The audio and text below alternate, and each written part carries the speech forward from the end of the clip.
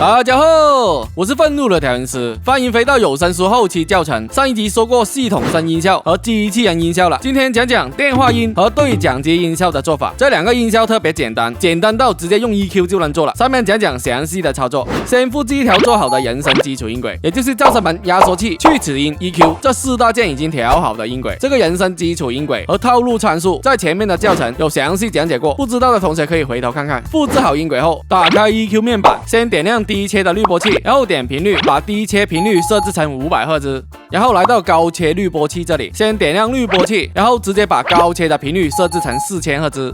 这里的增益点 Auto 自动补偿，这样子就搞定了。我们听听效果如何。亲爱的小孩，你不要总是皱着眉头，不要想太多。短暂的阴郁是无法将你困住的，你要记得抬头看看，天总会明媚的。下次你再刷到我的时候，希望你可以开心一点。祝你好运。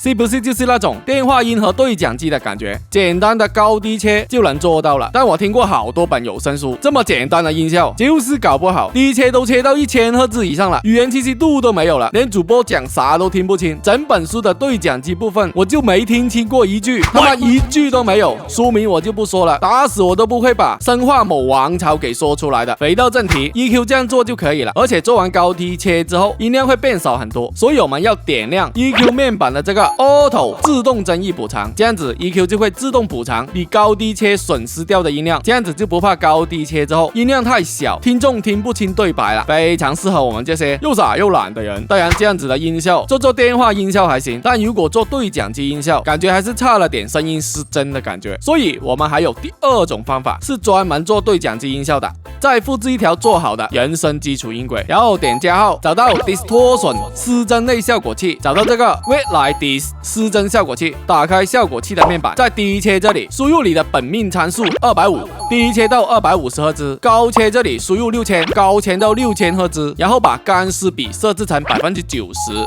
音量设置成-3，这样子就搞定了。现在我们再听听。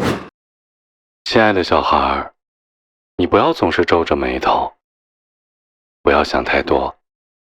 短暂的阴郁是无法将你困住的，你要记得抬头看看，天总会明媚的。下次你再刷到我的时候，希望你可以开心一点。祝你好运。感觉是不是比刚刚的电话音音效好很多，更像对讲机的效果了，多了很多失真的感觉。刚刚我们把干湿比设置成90%，是为了保证语言清晰度。如果你觉得人声太清晰，不像对讲机，可以设置成100%。而且在这个效果器做完高低切之后的音量也是会变小的，所以我们把音量从原来的-6改成-3 dB， 这样子音量就不会变小了。切记不能做了效果音量就小了一截，让观众听不清对白，在古代是要减 JJ 的。好了，电话音对讲机音效就这么简单，各位宝妈学会没？学会给我点个赞啊！好了，这集就先说到这里。如果还没买声卡话筒的同学，可以找楼主买哦，绝对不坑你小白，粉丝还有优惠哦。最后大家一定要记住，声卡话筒、耳机音箱等等各种录音直播设备，楼主都有卖哦。买设备找愤怒的调音师，某宝搜索愤怒的调音师，对，就是这2家。楼主的京东店也已经开了哦，京东琴噪声乐器专营店已经为你准备了性价比最高、最专业的录音直播设备。谢谢支持。你说这